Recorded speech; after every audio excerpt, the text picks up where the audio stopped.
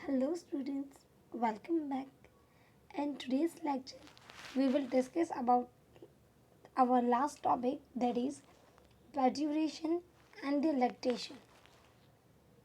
So firstly, mainly जो पर्ट्यूरेशन की process है उसे अगर हम इन जनरल टर्म में बात करें तो पर्ट्यूरेशन मतलब चाइल्ड बर्थ, यानी कि जो न्यू बेबी मदर की वूम या फिर जो यूटेरस में डेवलप हुआ है उसकी नए वर्ल्ड में एंट्री होने की जो प्रोसेस है उसे हम बोलेंगे पर्ट्यूरेशन। और ये पूरा एम्ब्रियो या फिर जो फीटस है और चाइल्ड है उसे फुली डेवलप होने के लिए अराउंड 9 मंथ्स तक का टाइम लगता है, यानी कि ह्यूमन प्रेगनेंसी है वो अराउंड 9 मंथ तक होती हैं। और ये जो 9 मंथ का पीरियड है उसे हम बोलेंगे जेस्टेशन पीरियड। अब मेनली जो चाइल्ड बर्थ की अगर हम टाइम की बात करें तो it is almost 280 days after the menstruation and the 260 days after the ovulation। तो ये दोनों अगर आप ओव्यूलेशन की बात कर रहे हो देन आफ्टर 266 days, और अगर menstruation के बाद काउंट करोगे तो आफ्टर 280 days।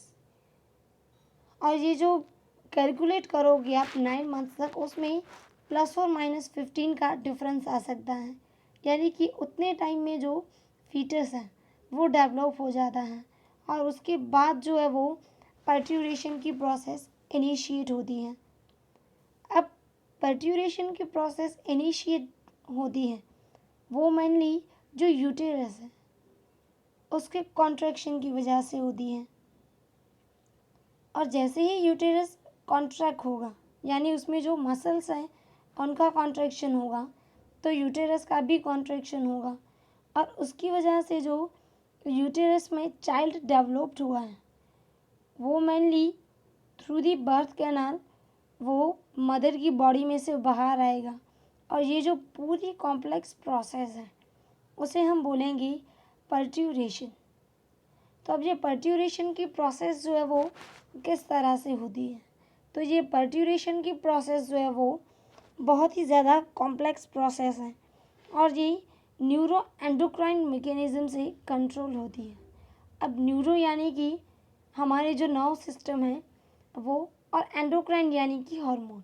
तो यहाँ पे मदर बॉडी और फीटस के मेनली नर्वस सिस्टम और जो हार्मोन्स है वो दोनों साथ मिलके ये पर्ट्यूरेशन की प्रोसेस करते हैं। अब मेनली यहाँ पे क्या होता है, जैसे ही एम्ब्रियो फुल्ली डेवलप्ड हो जाएगा तो उसके कुछ सेल्स जो है वो ऑक्सीटोसिन हार्मोन रिलीज़ करेंगे।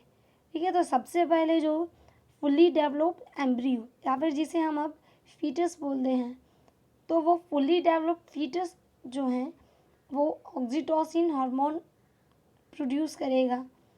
और ये जो ऑक्सीटोसिन है वो मेनली जो प्लेसेंटल प्रोस्टाग्लैंडिन्स है वो रिलीज़ करेंगे। तो अब यहाँ पे क्या होगा, सबसे पहले फीटस जो है वो ऑक्सीटोसिन रिलीज़ करेंगे और ये ऑक्सीटोसिन जो है वो प्लेसेंटा पे इफ़ेक्ट करेगा और उस प्लेसेंटा में से प्रोस्टाग्लैंडिन्स जो है वो रिलीज़ होगा। तो अब यहाँ पे ये ऑक्सीटोसिन और प्रोस्टाग्लैंडिन्स जो है उनकी वजह से यूट्रस का कॉन्ट्रैक्शन जो है वो इनिशिएट होता है और वो इनिशियली बहुत माइल्ड कॉन्ट्रैक्शन होता है। और ये जो माइल्ड यूट्रिन कॉन्ट्रैक्शन है उसे हम बोलेंगे फिटल इजेक्शन रिफ्लेक्स। तो अब यहाँ पे फीटस जो है वो ऑक्सीटोसिन रिलीज़ कर रहा है तो उस ऑक्सीटोसिन की वजह से यूट्रस जो है वो कंटिन्यूस कॉन्ट्रैक्ट होता रहता है।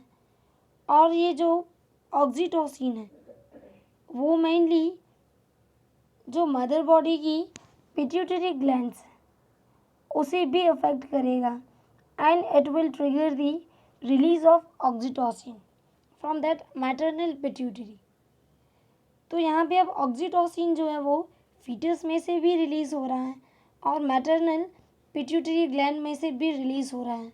तो इसकी वजह से ऑक्सीटोसिन जो है उसका लेवल इंक्रीज होता रहता है। Now this oxytocin will cause the contraction of uterine muscle. तो जितना ऑक्सीटोसिन का लेवल हाई होगा तो उतनी जो यूट्राइन वॉल में मसल्स हैं उनकी कॉन्ट्रैक्शन की प्रोसेस जो है वो ज़्यादा स्ट्रांग होगी। तो यहाँ पे अब धीरे धीरे ये ऑक्सीटोसिन जो है उसका लेवल इंक्रीज होता रहेगा, बिकॉज वो कंटिन्यूसली मैटरनल पिट्यूटरी और जो फीटस है उन दोनों में से रिलीज होते रहते हैं।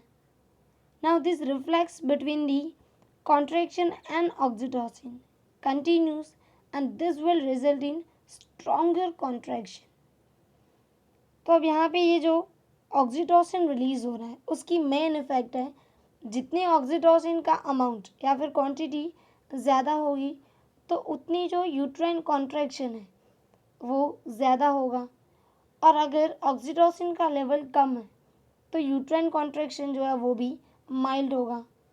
तो अब सपोज ये ऑक्सीटोसिन जो है उसका लेवल एनॉर्मसली इंक्रीज हो रहा है, तो उसकी वजह से जो यूट्राइन कॉन्ट्रैक्शन की प्रोसेस है वो भी धीरे धीरे इंक्रीज होगी and it will reach to maximum level of contraction. Now अगर ये कॉन्ट्रैक्शन सबसे ज़्यादा स्ट्रॉन्गर होंगे then this will leads to expulsion of the body out of the uterus through the birth canal. तो जैसे ही ऑक्सीटोसिन का अमाउंट इंक्रीज होगा यूटेरस जो है उसका स्ट्रॉन्ग कॉन्ट्रैक्शन होगा, और उसकी वजह से जो यूटेरस के अंदर बेबी है वो बर्थ कैनाल के थ्रू मदर बॉडी में से बाहर आएगा। तो ये पूरी प्रोसेस जो है उसे हम बोलेंगे पर्ट्यूरेशन। Now the lactation. तो जैसे हमने बात की 9 मंथ जो प्रेगनेंसी का पीरियड है उस पीरियड में जो फीमेल की मेमोरी ग्लैंड्स है वो भी डिफरेंशिएशन की प्रोसेस में एंटर होती है, और जैसे ही पर्ट्यूरेशन की प्रोसेस कंप्लीट होगी यानी कि डिलीवरी हो जाएगी बेबी की, उसके बाद ये जो मेमोरी ग्लैंड्स है it will start producing milk, और ये जो मिल्क प्रोड्यूस करने की जो प्रोसेस है उसे हम बोलेंगे lactation process. So in short lactation is process of producing milk by mammary gland. Now the milk that is released from the mammary gland of mother, it is very beneficial for the child also, because यहाँ पे जो initial lactation period में जो milk produce होगा उसे हम बोलेंगे colostrum, और ये जो कोलोस्ट्रम मिल्क है यानी कि इनिशियली फ्यू डेज का जो मिल्क है उसमें बहुत ही ज़्यादा अमाउंट में न्यूट्रिएंट्स प्रेजेंट होते हैं, और मोस्ट इम्पोर्टेंटली उसमें एंटीबॉडी टाइप इम्यूनोग्लोब्यूलिन ए। तो ये इम्यूनोग्लोब्यूलिन ए जो है वो एक तरह की एंटीबॉडी है, और ये एंटीबॉडी जो है वो फीटस के इम्यून सिस्टम डेवलपमेंट के लिए बहुत ही ज़्यादा बेनिफिशियल है। तो अब ये जो न्यू बेबी डेवलप हुआ है या फिर जिसकी बर्थ की प्रोसेस हुई है तो उसमें अब इम्यून सिस्टम जो है वो अभी फुल्ली डेवलप नहीं होती। सो अगर इनिशियली बेबी को अगर मदर का मिल्क मिलता है तो उसकी इम्यून सिस्टम भी इन फ्यूचर अच्छे से डेवलप होगी। So the breast feeding is very important during the initial period of growth.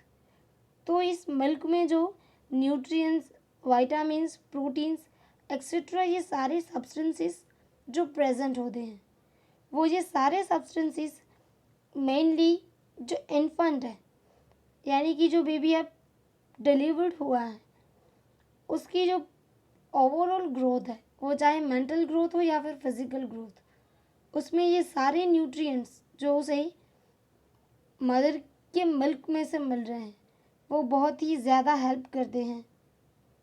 सो इसीलिए mainly the doctor recommends the breastfeeding for the initial period of the growth.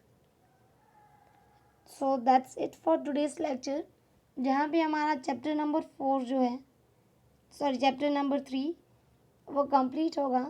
And in next lecture we will start chapter number 4